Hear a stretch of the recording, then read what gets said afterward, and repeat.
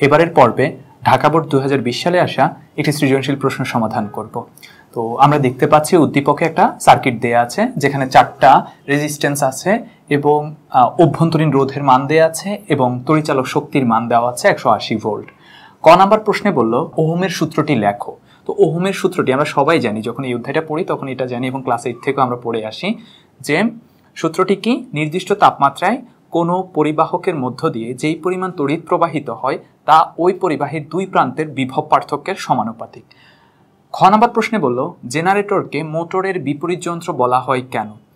আমরা জানি মোটর হচ্ছে সেই তড়িৎ যন্ত্র যেই তড়িৎ যন্ত্র বিদ্যুৎ শক্তিকে যান্ত্রিক শক্তিতে রূপান্তর করে, আর অন্যদিকে জেনারেটর হচ্ছে সেই বৈদ্যুতিক যন্ত্র যে যান্ত্রিক শক্তিকে বিদ্যুৎ শক্তিতে রূপান্তর করে। আর মোটর তৈরি করা হয় তড়িৎবাহী তারের উপর চৌম্বক ক্ষেত্রের প্রভাবকে কাজে লাগিয়ে, অন্যদিকে জেনারেটর তৈরি করা হয় তড়িৎ চৌম্বক আবেশ নীতির উপর ভিত্তি করে। তা আমরা বলতেই পারি জেনারেটর ও মোটর হচ্ছে পরস্পর বিপরীত যন্ত্র। এরপরে গ নাম্বার প্রশ্নে বলল বর্তনীর হারানো ভোল্টেজ নির্ণয় করো। তো এইখানে হারানো ভোল্টেজ নির্ণয় করার উপায় দুটো। একটা হচ্ছে আমরা যদি তড়িচালক শক্তি থেকে বর্তনীর যে ভোল্টেজ সেটাকে মাইনাস করে দিই তাহলে কিন্তু আমরা হারানো ভোল্টেজ পেয়ে যাব, অথবা অন্য একটা উপায় হচ্ছে বর্তনীর যে তড়িৎ প্রবাহ তাকে যদি অভ্যন্তরীণ রোধ দ্বারা গুণ করে দিই তাহলেও কিন্তু আমরা হারানো ভোল্টেজ পাবো।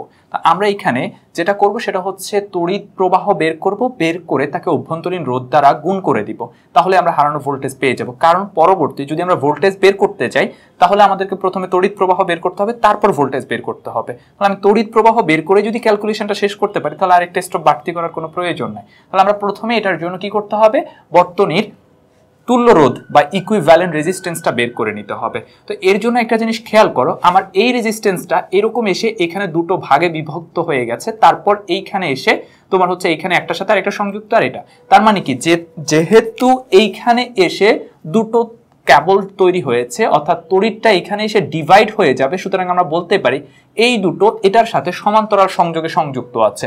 আর R2 আর R4 একটার শেষ প্রান্তের সাথে অপরটার আদি প্রান্ত সংযুক্ত, সুতরাং আমরা বলতেই পারি R2 আর R4 পরস্পর শ্রেণীতে সংযুক্ত। তো প্রথমে আমরা R2 আর R4 এর তুল্যরোধ বের করব, তারপর সেটার সাথে এটাকে প্যারালাল করব, তারপর পুরোটাকে হচ্ছে শ্রেণীতে যোগ করে নিব, তাহলে আমাদের ক্যালকুলেশনটা হয়ে যাবে। চলো আমরা সমাধান শুরু করি। তাহলে দেখো আমরা যদি R2 আর R4 কে শ্রেণীতে ক্যালকুলেশন করি তাহলে তার ইকুইভ্যালেন্ট রেজিস্ট্যান্সকে যদি আমরা RS ধরি, RS সমান আমরা কি লিখব, R2 প্লাস R4। কেন? কারণ তারা পরস্পর শ্রেণীতে সংযুক্ত। তাহলে 8 প্লাস 8 সমান 16 ওহম। এটাই হচ্ছে আমাদের এই দুটোর ইকুইভ্যালেন্ট রেজিস্ট্যান্স। তারপর যদি আমরা সার্কিটটা আঁকার চেষ্টা করি তাহলে সেই সার্কিটটা কেমন দাঁড়াবে আমরা এখানে ছোট্ট করে একটু দেখিয়ে দিই।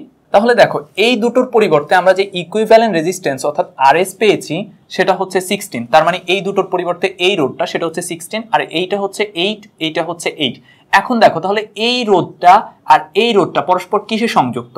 অবশ্যই সমান্তরালে সংযুক্ত, কারণ এখানে এসে তড়িৎ দুটো প্রান্তে বিভক্ত হবে।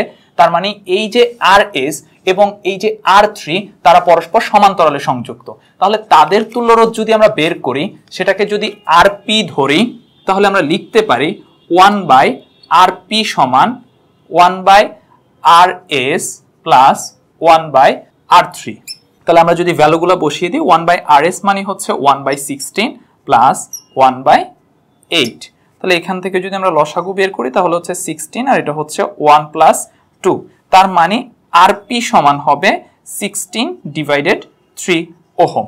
এইটা হচ্ছে এই যে এই রেজিস্ট্যান্স আর এই রেজিস্ট্যান্স এই দুটোর জন্য তুল্যরোধ। তো এরপরে আমাদের এই দুটো তুল্যরোধ যদি ক্যালকুলেশন করে ফেলি তারপরে সার্কিটটার অবস্থা যেমন হবে সেটা যদি আমরা দেখিয়ে দিই তাহলে সেটা কেমন হবে দেখো। তারপর সার্কিটটা কিন্তু এমন হয়ে যাবে, এই যে এই দুটোর পরিবর্তে এই ইকুইভ্যালেন্ট রেজিস্ট্যান্সটা আর এটা ঠিক থাকবে।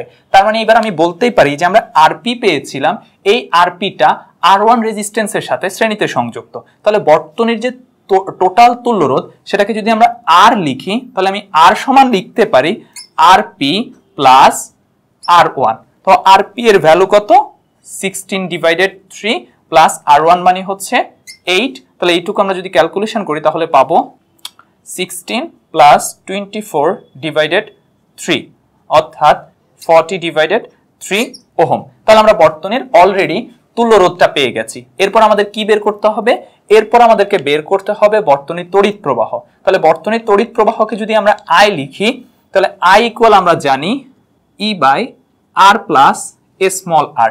কেন E by R plus small r? কারণ আমাদের অভ্যন্তরীণ রোধ দেয়া আছে। যদি অভ্যন্তরীণ রোধ না দেয়া থাকতো তাহলে কিন্তু আমরা লিখতাম ই বাই আর। তো এখানে যদি আমরা ভ্যালুগুলা বসিয়ে দিই তাহলে পাবো ই এর ভ্যালু আমাদের দেয়া আছে 180 ভোল্ট, আর আর এর ভ্যালু হচ্ছে 40 ডিভাইডেড 3 প্লাস স্মল আর বা অভ্যন্তরীণ রোধ, তার ভ্যালু হচ্ছে 1 ওহম। তাহলে এখান থেকে আমরা ক্যালকুলেশন করে পাবো 12.56 অ্যাম্পিয়ার। তাহলে আমরা বর্তনীর তড়িৎ প্রবাহটা পেয়ে গেছি। এবার আমাদেরকে কি বের করতে হবে? হারানো ভোল্টেজ বের করতে হবে। তাহলে আমরা লিখবো, সুতরাং হারানো ভোল্টেজ সমান, সূত্র কি? সূত্র হচ্ছে আই ইন্টু স্মল আর। তো আই এর ভ্যালু আমরা একটু আগে পেয়েছি 12.56 ইন্টু স্মল আর এর ভ্যালু আমরা জানি সেটা হচ্ছে 1। তাহলে আমরা এটুকু যদি ক্যালকুলেশন করি তাহলে পাবো 12.56 ভোল্ট। এটাই কিন্তু আমাদের সেই কাঙ্ক্ষিত অ্যান্সার, অর্থাৎ বর্তনীর হারানো ভোল্টেজের পরিমাণ। তাহলে আমাদের অ্যান্সারটা বা সলিউশনটা করা হয়ে গেছে। এখন আমরা যদি এটাকে আরেকবার বলে দিই তাহলে কি হবে? প্রথমে আমরা তুল্যরোধ বের করেছি, এই যে R2 আর R4 শ্রেণীতে সংযুক্ত, তাই আমরা এর জন্য তুল্যরোধ RS বের করেছি দুটোকে যোগ করে দিয়ে। তারপর আমরা যে রেজিস্ট্যান্স যেই সার্কিটটা পাবো সেটা দেখতে এইরকম। তখন আমরা বলেছি এই যে RS, সেই RS-টা R3 এর সাথে সমান্তরালে সংযুক্ত। তখন আমরা তুল্যরোধ 1/RP সমান বের করেছি, যেটা ছিল হচ্ছে 16/3। তারপর এরপর সার্কিটটা আমাদের দাঁড়ালো এরকম। তার মানে আমি বলতে পারি এই যে R1 আর এই যে RP তারা পরস্পর সমান্তরালে সংযুক্ত। তখন আমরা তুল্যরোধ বের করলাম 40/3 পেয়েছি। তারপর আমরা তড়িৎ প্রবাহ বের করেছি I equal E by R plus small r দ্বারা, যেটা পেয়েছি 12.56 অ্যাম্পিয়ার। তারপর আমরা হারানো ভোল্টেজ বের করেছি I ইন্টু স্মল আর, যেটা ক্যালকুলেশন করে পাচ্ছি 12.56 ভোল্ট, যেটা আমাদের অ্যান্সার। আমরা এখন ঘ নাম্বার প্রশ্নটা সমাধান করব। ঘ নাম্বার প্রশ্নে বললো R1, R2, R3 রোধক তিনটি রোধের মান একই হলেও ক্ষমতা একই হবে কিনা গাণিতিকভাবে বিশ্লেষণ করো। দেখো এখানে R1, R2 আর R3 তিনটা রোধকের মানই কিন্তু 8 ওহম করে। তো আমাদেরকে বলেছে যে রোধক তো সমান আছে কিন্তু ক্ষমতা সমান আছে কিনা সেটা আমাদেরকে নির্ণয় করে দেখাতে হবে। এই প্রশ্নটা আমি তোমাদের জন্য দুটো ভাবে সমাধান করে দেখাবো। প্রথমে একটা ইনফর্মাল ওয়ে, যেটা তোমাদের বুঝার সুবিধার্থে করে দেয়া। এইভাবে যদি বুঝো তাহলে সার্কিট সলিউশনে আর কখনো সমস্যা হওয়ার কথা না। পরবর্তীতে আমরা ফর্মালি যেভাবে সলিউশন করতে হয় সেভাবে সলিউশন করব। তাহলে চলো আমরা প্রথমে ইনফর্মালি সলিউশন করব। তার জন্য আমরা দুটো কথা প্রথমে মনে করে নিব। সেটা হচ্ছে শ্রেণী সংযোগে তড়িৎ প্রবাহ একই, সমান্তরাল সংযোগে ভোল্টেজ একই। এই দুটো কথা আমরা প্রথমে খুব ভালো করে মনে রাখবো, তারপর আমরা সার্কিট সমাধানে যাব। তো প্রথম যে কাজটা করব সেটা হচ্ছে আমরা বর্তনীর তুল্যরোধটা নির্ণয় করব। তো তুল্যরোধ নির্ণয় করার জন্য আমরা প্রথমে উদ্দীপকের যে সার্কিটটা আছে সেটা এখানে আমি আরেকবার এঁকে নিচ্ছি। তাহলে আমরা এই যে সার্কিটটা আছে সেই সার্কিটটা আমরা এখানে আরেকবার এঁকে নিয়েছি। এখন এখান থেকে দেখো একটা জিনিস, এই যে R2 আর R4 এই দুটো রোধক কিভাবে সংযুক্ত আছে? পরস্পর শ্রেণীতে সংযুক্ত আছে। কেন? R2 এর শেষ প্রান্ত R4 এর আদি প্রান্তের সাথে সংযুক্ত, আর এইভাবে যদি ক্রমান্বয়ে সংযুক্ত থাকে তখন তাকে আমরা শ্রেণী সংযোগ বলি। আরেকটা উপায় হচ্ছে যদি তড়িৎ বিভাজনের সুযোগ না থাকে তখন তাকে শ্রেণী সংযোগ বলে, অর্থাৎ তড়িৎটা এখানে এসে এর মধ্য দিয়ে একই পরিমাণ তড়িৎ প্রবাহিত হবে, তাই এরা পরস্পর শ্রেণীতে আছে। তার মানে এই দুটোকে যদি আমরা ইকুইভ্যালেন্ট রেজিস্ট্যান্স বের করি তাহলে সেটা আমাদের কিরকম দাঁড়াবে? সেটা হচ্ছে আমরা গতেই করে এসেছিলাম, সেটা RS ধরে আমরা পেয়েছিলাম 16 ওহম। তাহলে আমরা সরাসরি এটাকে লিখে ফেলে নতুন যে সার্কিট হবে সেই সার্কিটে আমরা যাই। তাহলে এরপরে সার্কিটটা কেমন হবে? তাহলে দেখো এই দুটো রেজিস্ট্যান্সকে আমরা যখন ইকুইভ্যালেন্ট রেজিস্ট্যান্স 16 ওহম বের করে ফেলেছি তখন কিন্তু এই দুটোর পরিবর্তে আমরা একটা রেজিস্ট্যান্সই ব্যবহার করেছি, যে রেজিস্ট্যান্সটা হচ্ছে 16 ওহমের। তারপর এই রেজিস্ট্যান্সের মধ্যে খেয়াল করো এইখানে তড়িৎ এসে এই দুটো রাস্তায় বিভাজিত হতে পারতেছে। আর আমরা বলেছিলাম যখনই দেখবো যে তড়িৎ বিভাজিত হচ্ছে তখন আমরা বুঝে নিব এটা সমান্তরাল সংযোগে। তার মানে আমি বলতে পারি RS এবং R3 তারা পরস্পর সমান্তরাল সংযোগে ছিল, এবং সেটাকে যদি আমরা RP ধরি, আমরা RP এর ক্যালকুলেশন করে গ নাম্বার ম্যাথে পেয়েছিলাম RP সমান হচ্ছে 16/3। তো এই দুটো রেজিস্ট্যান্সকে যদি একটা ইকুইভ্যালেন্ট রেজিস্ট্যান্স দিয়ে রিপ্লেস করে দিই তাহলে আমাদের যে সার্কিটটা হবে সেই সার্কিটটা দেখতে এরকম। এই যে এই দুটো হচ্ছে সমান্তরালে সংযুক্ত ছিল, এই দুটোর পরিবর্তে আমরা একটা ইকুইভ্যালেন্ট রেজিস্ট্যান্স ব্যবহার করব, সেটা হচ্ছে 16 ডিভাইডেড 3 ইকুইভ্যালেন্ট রেজিস্ট্যান্স ব্যবহার করলে একই পরিমাণ তড়িৎ প্রবাহ এবং ভোল্টেজ থাকবে। তো এই দুটোর পরিবর্তে এই রেজিস্ট্যান্সটা। এবার দেখো R1 আর RP পরস্পর কিসে সংযুক্ত? R1 আর RP পরস্পর শ্রেণীতে সংযুক্ত। তাহলে এই দুটো যদি আমরা শ্রেণীতে সংযুক্ত করি তখন আমরা যে রেজিস্ট্যান্সটা পাবো, তখন যে সার্কিটের অবস্থা দাঁড়াবে সেটা কেমন আমরা চিত্র এঁকে দেখি। এই দুটোর আমরা যদি ক্যালকুলেশন করি তাহলে আমরা গ থেকেই অ্যান্সার পেয়েছিলাম, সেটা R সমান হয়েছিল 40 ডিভাইডেড 3। তাহলে এবার আসো, আমাদের অলমোস্ট প্রথম যে কাজটা ছিল ইকুইভ্যালেন্ট রেজিস্ট্যান্স বের করা, সেই ইকুইভ্যালেন্ট রেজিস্ট্যান্স বের করার কাজটা কিন্তু শেষ। এবার আমরা যেটা করব সেটা হচ্ছে ব্যাক সাইড থেকে আবার পুরোটা চিত্র মুভ করে আসব। প্রতিটা ক্ষেত্রে আমরা তড়িৎ প্রবাহের মান বের করব এবং ভোল্টেজের পরিমাণ বের করব। তাহলে এবার খেয়াল করো, এইখানে যে আরটা দেয়া আছে সেই আর সহ আমরা যদি বর্তনীর তড়িৎ প্রবাহ বের করতে চাই তখন আমরা যে সূত্রটা ব্যবহার করব সেটা হচ্ছে I equal E by R plus a small r. আর তোমরা গ নাম্বার প্রশ্ন থেকে দেখে এসেছিলা তখন I এর মান পেয়েছিলাম আমরা 12.56। তাহলে আমি বলতেই পারি এই যে আর, এই আর এর মধ্যে যে তড়িৎ প্রবাহ অর্থাৎ I, সেই ভ্যালুটা হচ্ছে 12.56 অ্যাম্পিয়ার। এখন দেখো আমার কাছে I আছে এবং সেই সাথে R আছে, তাহলে কি আমি V বের করতে পারবো না? আমরা জানি V ইকুয়াল IR। তো I এর ভ্যালু হচ্ছে 12.56 এবং R এর ভ্যালুটা হচ্ছে 40 ডিভাইডেড 3। তাহলে এখান থেকে আমরা ক্যালকুলেশন করে কিন্তু V টা পেয়ে যাচ্ছি। সেই V এর ভ্যালু হবে 167.47। তাহলে আমরা এখান থেকে V টা লিখে দিতে পারি, সেই V এর পরিমাণ হচ্ছে 167.47 ভোল্ট। তাহলে আমাদের এইখানে যে ডেটাগুলো আমরা জিজ্ঞেস করতে পারতো যে বর্তনীর মূল প্রবাহ কত কিংবা বর্তনীর ভোল্টেজ কত বা বিভব পার্থক্য কত, সেটা কিন্তু আমরা এখান থেকে ক্যালকুলেশন করে ফেলেছি। এরপর খেয়াল করো, আমরা যদি এইখান থেকে এই দিকে মুভ করি তাহলে কি পাবো? এই যে ইকুইভ্যালেন্ট রেজিস্ট্যান্স আরটা, সেই আরটা কোথা থেকে পেয়েছিলাম? এই যে R1 আর RP শ্রেণী সংযুক্ত করে সেটা পেয়েছিলাম না? আমরা কিন্তু উপরে একটু আগেই লিখে রেখেছিলাম যে শ্রেণী সংযোগে তড়িৎ প্রবাহ একই। তার মানে আর এর মধ্য দিয়ে যেই পরিমাণ তড়িৎ প্রবাহিত হচ্ছে R1 এবং RP এর মধ্যে সেই একই পরিমাণই তড়িৎ প্রবাহিত হচ্ছে। তাহলে আমি এখান থেকে নিঃসন্দেহে উইদাউট ক্যালকুলেশন লিখে ফেলতে পারি যে এখানে I1 এর ভ্যালু হবে 12.56 আর এইখানে আমরা যদি IP লিখি তাহলে সেই IP এর ভ্যালু হবে 12.56। কেন? আমরা জানি শ্রেণী সংযোগে তড়িৎ প্রবাহের মান একই হয়। এবার আমরা এখান থেকে I জানি, R জানি, আবার আগের মতো কি আমরা V বের করে ফেলতে পারবো না? তাহলে V সমান কি IR। তার মানে 8 আর 12.56 কে যদি গুণ করে দিই তাহলে কিন্তু আমরা V টা পেয়ে যাব। তাহলে এখান থেকে V1 সমান হবে 100.48। এটা হচ্ছে আমাদের V1 এর ভ্যালু। সেম ভাবে আমরা যদি VP বের করি, VP সমান কত হবে? ওই যে RP ইনটু IP, কারণ আমরা সূত্র জানি V ইকুয়াল IR। তাহলে সেই ভ্যালুটা আমরা কত পাবো? 66.99 ভোল্ট। তাহলে আমাদের এখানে এই যে এর মধ্যে কি পরিমাণ তড়িৎ প্রবাহিত হতো বা R1 এর মধ্যে কি পরিমাণ তড়িৎ প্রবাহিত হবে বা এর ভোল্টেজ কত সেটা কিন্তু আমরা ক্যালকুলেশন করে বের করে ফেলেছি। এরপর এবার আমরা আবার পেছন দিকে মুভ করব। পেছন দিকে মুভ করলে দেখো এই যে RP, এই R1 এর ভ্যালু কিন্তু আমাদের ক্যালকুলেশন করা শেষ। আমাদের R1 নিয়ে কিন্তু আমরা আর কোনো কাজ করব না, আমরা কাজ করব RP নিয়ে। RPটা কোত্থেকে পেয়েছি? এই যে RS আর R3 এর ইকুইভ্যালেন্ট রেজিস্ট্যান্সটা পেয়েছি। আর আমরা একটু আগে লিখে রেখেছিলাম সমান্তরাল সংযোগে ভোল্টেজ একই। তার মানে RS এর ভোল্টেজ আর R3 এর ভোল্টেজ, এই দুটোর যে ইকুইভ্যালেন্ট রেজিস্ট্যান্স RP তার ভোল্টেজের সমান হবে। তো তার ভোল্টেজ আমরা কত পেয়েছি? 66.99। তাহলে আমি এখান থেকে লিখতেই পারি VS সমান হচ্ছে 66.99। একইভাবে V3 সমান হচ্ছে 66.99। এবার আমরা এখান থেকে আমাদের কাছে R আছে, V আছে, আর I equal V by R সূত্র থেকে আমরা কি এখান থেকে তড়িৎ প্রবাহ বের করে ফেলতে পারি না? তাহলে আমি এখান থেকে লিখতে পারি IS সমান হচ্ছে V বাই R, অর্থাৎ 16.99 ডিভাইডেড 16। তাহলে ক্যালকুলেশন করলে পাবো, তাহলে IS সমান হচ্ছে 4.19 এম্পিয়ার। এরপর আমরা যদি I3 বের করি তাহলে I3 সমান কি হবে? I3 হচ্ছে আবার V3 ডিভাইডেড R3, অর্থাৎ 66.99 ডিভাইডেড 8। তাহলে ক্যালকুলেশন করলে আমরা পাবো 8.37 অ্যাম্পিয়ার। তাহলে আমরা R3 টা ভ্যালুটা পেয়ে গেছি। এর মানে R3 এর মধ্যে কি পরিমাণ ভোল্টেজ কাজ করতেছে অথবা I3 এর ভোল্টেজ কত সেটা কিন্তু আমরা দেখে ফেলেছি। এরপর আমরা যদি আরো পেছন দিকে মুভ করি, অর্থাৎ এই RS টা কোথা থেকে পেয়েছি? RS টা পেয়েছি R2 আর R4 এর তুল্যরোধ বের করার সময়। আর আমরা জানি এরা পরস্পর শ্রেণী সংযোগের তুল্যরোধ, আর শ্রেণী সংযোগে কোনটা সমান থাকে? তড়িৎ প্রবাহ সমান থাকে। তাহলে আমি এখান থেকে লিখতে পারি R2 এর মধ্যে তড়িৎ প্রবাহ I2 সমান হচ্ছে তাদের দুজনের তুল্যরোধের মধ্যে যেই পরিমাণ তড়িৎ প্রবাহিত হয়, অর্থাৎ 4.19। এরপর আমাদের কাছে R আছে, I আছে, আর V ইকুয়াল IR সূত্র থেকে আমরা দুজনের ভোল্টেজ বের করে ফেলতে পারি। তাহলে V4 সমান কি হবে? যে R4 ইন্টু I4 ক্যালকুলেশন করলে পাবো।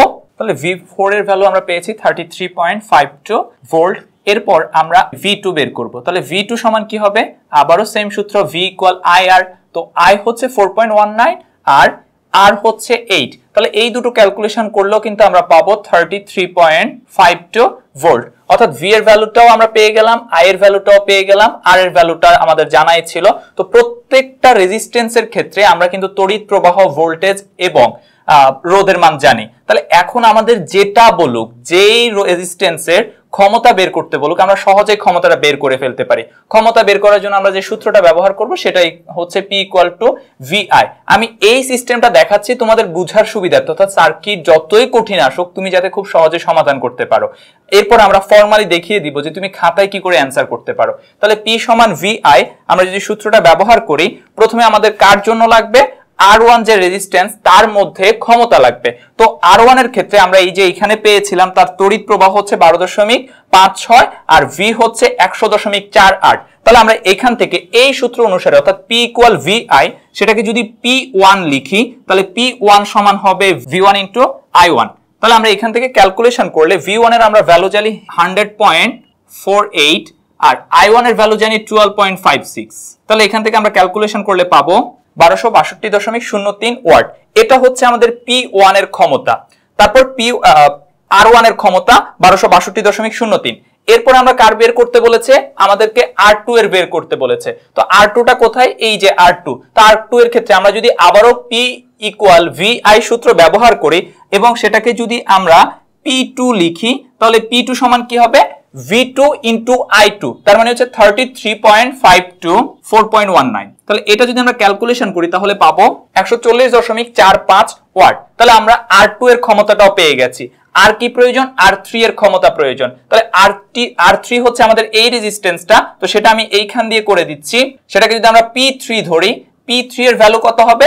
সূত্র কিন্তু একইটাই, P = VI। তো V কত? 66.99 আর I হচ্ছে 8.337। তাহলে 66.99 আর 8.37 আমরা গুণ করলে পাবো 560.71 ওয়াট। তাহলে আমাদেরকে যেটা জিজ্ঞেস করেছিল যে R1, R2, R3 এর ক্ষমতা কি সমান হবে কিনা। দেখো R1 এর ক্ষমতা আমরা পেলাম 1262.03, R2 এর ক্ষমতা পেলাম 140.45 আর R3 এর ক্ষমতা পেলাম 560.71 ওয়াট। তার মানে কি তাদের তিনজনের ক্ষমতা কি সমান? না, তিনজনের ক্ষমতা সমান না। এটা হচ্ছে ইনফরমালি তুমি খুব সহজে বের করতে পারবা। তাহলে আমি যদি ছোট্ট করে রিভিউ করে দিই তাহলে কি হবে? প্রথমে আমরা সার্কিটটা এঁকে নিয়ে R2 আর R4 এর শ্রেণী সংযোগে তুল্যরোধ বের করেছি। তারপরে RS আর R3 সমান্তরাল সংযোগ, তাদের জন্য তুল্যরোধ বের করেছি RP। এরপর RP আর R1 এর শ্রেণী সংযোগের তুল্যরোধ বের করেছি R। এরপর আমরা I = E/R + r সূত্র থেকে আমরা মান পেয়েছি 12.56 অ্যাম্পিয়ার, যেটা হচ্ছে আমাদের তড়িৎ প্রবাহ। তারপরে আমরা তড়িৎ প্রবাহটা লিখে ফেললাম আর আমরা জানি V = IR, সেখান থেকে ক্যালকুলেশন করে পেলাম 167.47। তারপরে এবার ব্যাক সাইডে মুভ করতেছি। এটা কোত্থেকে পেয়েছি? এই দুটো শ্রেণী সংযোগ করে। আর আমরা জানি শ্রেণী সংযোগে তড়িৎ প্রবাহ সমান, তার মানে এর মধ্যে তড়িৎ প্রবাহ 12.56, এর মধ্যেও তড়িৎ প্রবাহ 12.56। তড়িৎ প্রবাহ আছে, রোধ আছে, তাহলে কি আমরা ভোল্টেজ বের করতে পারবো V = IR দিয়ে। এরপর আরো পেছন দিকে মুভ করি, এই RP টা কোত্থেকে পেয়েছি? RS আর R3 এর তুল্যরোধ থেকে। তো এই দুটো কি? তাহলে যে R3 আর RS হচ্ছে সমান্তরাল সংযোগে সংযুক্ত, আর আমরা জানি সমান্তরাল সংযোগে কি সমান থাকে? ভোল্টেজ সমান থাকে। তাহলে মানে এই দুটোর যে তুল্যরোধ RP, তার মধ্যে ভোল্টেজ যা, এদের মধ্যে ইন্ডিভিজুয়াল ভোল্টেজের ভ্যালু তাই হবে। তো তার মধ্যে ভোল্টেজ ছিল 66.99, এটার ক্ষেত্রে হবে 66.99, এটার ক্ষেত্রে হবে 66.99। সেখান থেকে I = V/R থেকে আমরা I টা বের করেছি। তারপরে এই RS টা কোত্থেকে পেয়েছিলাম? R2 আর R4 এর শ্রেণী সংযোগ থেকে পেয়েছি।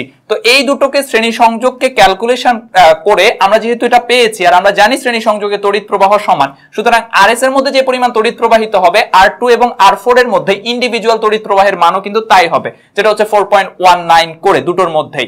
এরপর আমরা I জানি R জানি, সেখান থেকে V ইকুয়াল IR সূত্র থেকে V বের করে ফেলেছি। তারপর P ইকুয়াল VI সূত্র থেকে প্রত্যেকটার মধ্যে ক্ষমতা বের করে আমরা বলেছিলাম যে প্রত্যেকের ক্ষমতা সমান নয়, যেটা আমাদেরকে প্রশ্নে ডিমান্ড করেছিল। এইভাবে করে দেওয়ার সুবিধা হচ্ছে প্রত্যেকটা সার্কিটের প্রত্যেকটা রেজিস্ট্যান্সের জন্য তুমি ক্ষমতা বলো, তড়িৎ প্রবাহ বলো, ভোল্টেজ বলো, খুব সহজে বের করে ফেলতে পারবা। এবার আমরা ফর্মালি এটা খাতায় কিভাবে অ্যান্সার করব সেভাবে সলিউশন করে দিব। এখন ঘ নাম্বারে যদি আমরা ফর্মাল সমাধান করি তাহলে দেখো আমাদের প্রথমে R1 এর মধ্যে ক্ষমতা বের করতে হবে। তো R1 এর ক্ষমতা বের করার জন্য আমরা যে সূত্রটা ব্যবহার করব P equal I square R, এটা আমরা সবাই জানি সূত্রটা ব্যবহৃত হয় ক্ষমতা নির্ণয়ের জন্য, P equal I square R। তাহলে আমার কি প্রয়োজন, এর মধ্যে তড়িৎ প্রবাহ কত সেটা প্রয়োজন। আর আমরা জানি বর্তনীর মূল প্রবাহ গ থেকে আমরা বের করে এসেছিলাম 12.56, তাহলে আমরা লিখে নিই I ইকুয়াল 12.56 অ্যাম্পিয়ার। তাহলে এটা হচ্ছে আমাদের বর্তনীর মূল প্রবাহ। এখন দেখো বর্তনী থেকে যেই পরিমাণ তড়িৎ প্রবাহ প্রডিউস হয় সেটাই কিন্তু R1 এর মধ্য দিয়েই প্রবেশ করে, তার মানে বর্তনীর মূল প্রবাহ আর R1 এর তড়িৎ প্রবাহ সমান। সুতরাং আমরা লিখতে পারি R1 এর তড়িৎ প্রবাহ I1 সমান I, অর্থাৎ 12.56 অ্যাম্পিয়ার। তার মানে R1 এর ক্ষমতা কি হবে, P1 সমান I1 স্কয়ার ইনটু R1। তাহলে I1 এর মান কত, I1 আমরা জানি বর্তনীর মূল প্রবাহের সমান, সেটা হচ্ছে 12.56 স্কয়ার ইনটু R1। R1 এর ভ্যালু হচ্ছে 8 ওহম। তাহলে এটা যদি আমরা ক্যালকুলেশন করি তাহলে পাবো 1262.03 ওয়াট। এর মানে হচ্ছে আমরা R1 এর ক্ষমতা পেয়ে গেছি। এরপর আমাদেরকে R2 এর ক্ষমতা বের করতে হবে আর R3 এর ক্ষমতা বের করতে হবে। তো এখন R2 আর R3 এর ক্ষমতা বের করার জন্য আমাদের যেটা প্রয়োজন সেটা হচ্ছে এই দুটোর ক্ষেত্রে বিভব পার্থক্য প্রয়োজন। তো বিভব পার্থক্য আমরা বের করার সূত্র কি ব্যবহার করি, বিভব পার্থক্যর সূত্র হচ্ছে V ইকুয়াল IR। এটা হচ্ছে আমাদের বিভব পার্থক্য নির্ণয়ের সূত্র। এখন দেখো আমরা এখানে এই দুটো বিন্দুর বিভব পার্থক্য বের করলে R3 এর বিভব পার্থক্য কিন্তু তার সমান হবে। কেন, কারণ R3 R2 আর R4 এর তুল্যরোধের সাথে সমান্তরালে সংযুক্ত, আর আমরা জানি সমান্তরাল সংযুক্ত হলে সেই ক্ষেত্রে ভোল্টেজের পরিমাণ সমান হয়, অর্থাৎ তুল্যরোধের ভোল্টেজ আর রোধের ইন্ডিভিজুয়াল ভোল্টেজ সমান, যেটা আমরা ইনফরমালে খুব ভালোভাবে ব্যাখ্যা করেছিলাম। তার মানে R3 এর ভোল্টেজ বের করার জন্য আমাদের সূত্র হচ্ছে V ইকুয়াল IR। I হচ্ছে এর মধ্য দিয়ে, অর্থাৎ R2 R3 R4 এর মধ্য দিয়ে টোটাল কি পরিমাণ তড়িৎ প্রবাহিত হচ্ছে, টোটাল প্রবাহিত হচ্ছে 12.56, অর্থাৎ বর্তনীর মূল প্রবাহের সমান। সেটাই সেখানে ডিভাইড করতেছে, কিন্তু টোটালটা 12.56। আর R এর পরিমাণ কত, R এর পরিমাণ হচ্ছে R2 R3 আর R4 এর তুল্যরোধের সমান, যেটা আমরা গ নাম্বারে সমাধান করে পেয়েছিলাম RP সমান 16/3। তাহলে আমরা লিখতে পারি 16/3 ওহম। তাহলে এই যে R2 আর R3 এর দুই প্রান্তের বিভব পার্থক্য সেটা কি হবে, সেই বিভব পার্থক্যকে যদি আমরা V ধরি, অর্থাৎ VP ধরি, V সমান কি IR। I হচ্ছে বর্তনীর মূল প্রবাহ আর R হচ্ছে যেই রোধগুলো নিয়ে কাজ করতেছি তাদের তুল্যরোধ, অর্থাৎ R2 R3 R4 এর তুল্যরোধ, সেটা হচ্ছে RP। তাহলে আমরা এখানে যদি ভ্যালু বসি, এদি I হচ্ছে 12.56 আর RP হচ্ছে 16/3, তাহলে আমরা এখান থেকে ক্যালকুলেশন করলে পাবো 66.99 ভোল্ট। তাহলে এবার R3 এর ক্ষমতা যদি P3 ধরি, P3 সমান হচ্ছে VP স্কয়ার বাই R3, অর্থাৎ V স্কয়ার বাই R, যেটা হচ্ছে ক্ষমতা নির্ণয়ের সূত্র। তাহলে VP স্কয়ার মানে হচ্ছে 66.99 হোল স্কয়ার ডিভাইডেড R3 মানে হচ্ছে R3 এর রোধ, সেটা হচ্ছে 8 ওহম। তাহলে এখান থেকে ক্যালকুলেশন করলে পাবো 560.96 ওয়াট। তাহলে আমরা R3 এর ক্ষমতা পেয়ে গেছি। আর আমাদের প্রয়োজন R2 এর ক্ষমতা। তো R2 এর ক্ষমতার জন্য আমরা আবার সূত্র ব্যবহার করব P equal I square R। তো তাহলে R2 এর মধ্যে তড়িৎ প্রবাহ প্রয়োজন, R2 এর তড়িৎ প্রবাহ I ইকুয়াল কি হবে, VR। তো V হচ্ছে যে আমরা জানি এর দুই প্রান্তের বিভব পার্থক্য, অর্থাৎ R2 আর R4 এর দুই প্রান্তের বিভব পার্থক্য, যেটা হচ্ছে 16.99 ওয়াট। আর হচ্ছে আর কি, আর হচ্ছে R2 আর R4 এর তুল্যরোধ। তাহলে আমরা যদি R2 এর তড়িৎ প্রবাহ বের করি সেটা কি হবে, I equal V by R। তাহলে I2 সমান V বাই R। এই R2 আর R4 এর দুটোর জন্য তুল্যরোধের বিভব পার্থক্যের সমান বিভব পার্থক্য হবে না, যেটা আমরা ইনফরমালে ব্যাখ্যা করেছিলাম। তো এই দুটোর তুল্যরোধের বিভব পার্থক্য কত, সেটা হচ্ছে 66.99। তাহলে সেটাকে আমরা লিখব V পি। আর এদের মধ্যে তুল্যরোধ R2 আর R4 এর তুল্যরোধ কত সেটা আমরা কিন্তু গ থেকে পেয়ে এসেছি। এই দুটার তুল্যরোধ ছিল হচ্ছে 16, অর্থাৎ এইটাকে আমরা লিখেছিলাম RS। তাহলে VP এর ভ্যালু হচ্ছে 66.99 আর RS এর ভ্যালু হচ্ছে 16। তাহলে এটা যদি আমরা ক্যালকুলেশন করি তাহলে পাবো 4.19 অ্যাম্পিয়ার। তাহলে এবার R2 এর ক্ষমতা বের করে ফেলবো। R2 এর ক্ষমতা P2 সমান কি হবে I স্কয়ার R, অর্থাৎ I2 স্কয়ার ইনটু R2। তো I2 এর মান কত পেয়েছি 4.19 হোল স্কয়ার ইনটু R2 এর ভ্যালু কত, R2 এর ভ্যালু হচ্ছে 8 ওহম। তাহলে এটা যদি আমরা ক্যালকুলেশন করি পাবো 140.45 ওয়াট। তাহলে এটা হচ্ছে আমাদের R2 এর ক্ষমতা। দেখো আমরা প্রত্যেকটার জন্য ক্ষমতা পেয়ে গেছি এবং আমরা দেখতেছি P1 is not equal P2 is not equal P3, অর্থাৎ প্রত্যেকের জন্য ক্ষমতা সমান নয়, যদিও প্রত্যেকের তড়িৎ প্রবাহের পরিমাণ সমান। এবার বের করেছি কি করে, প্রথমে আমরা ইনফরমালি দেখিয়েছিলাম, তারপর ফর্মালি এইভাবে করে তোমরা অ্যানসারটা করতে পারবা। আশা করি সম্পূর্ণ সৃজনশীলটা বুঝতে পেরেছো, যেটা তোমাদের কাজে আসবে। ধন্যবাদ সবাইকে, পরবর্তী পর্ব দেখার আমন্ত্রণ রইল।